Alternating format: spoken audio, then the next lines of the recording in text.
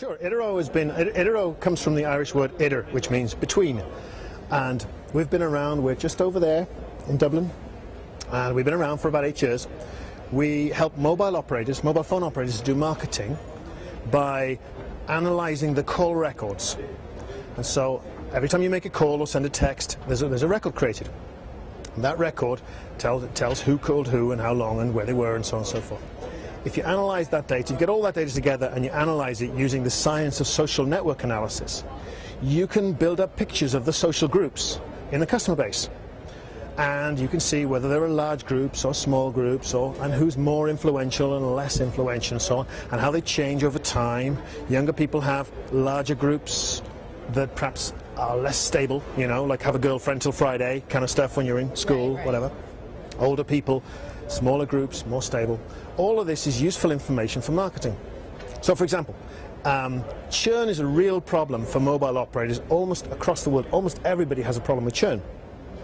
Now, churn is contagious, so if your friend churns or leaves the network, you are suddenly more likely to than you would have been before.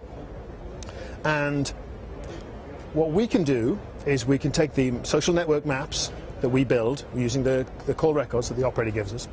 They then give us details of who churned last week, and we can predict who's going to go next week. And then the mobile operator can go and try and save them by making them the right kind of offer. And the same kind of thing applies for smartphones. Whatever phone you have, whatever phone you buy, there's a small chance that your friends will have something similar. But we've done research on all these kind of things, and we found that for something like this, the HTC Desire or for the iPhone, if you've got one, the chances of your brother or sister having one goes up 6 or 8 times. It's really, really viral.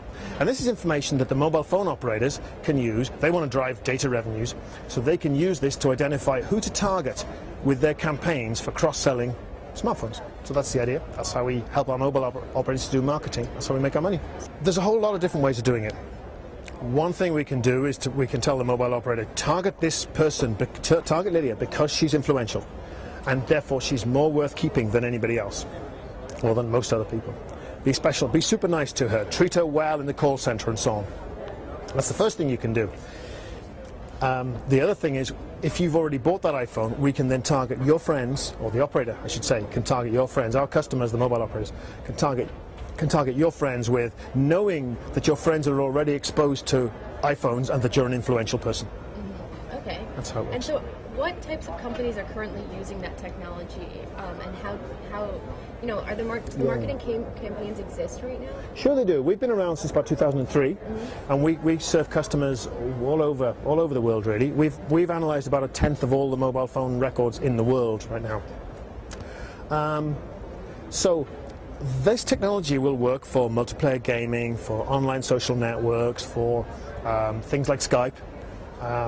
But mobile phone operators are where we're centred. The telecoms industry is our core market. And it works for mobile phone networks operators worldwide. Enterprise Ireland invested in us, so they're a shareholder in us because they saw the potential that we have for bringing jobs to Ireland in the high-tech sector. So yeah. So what do you see as the future of high-tech jobs in the high-tech sector here in Ireland?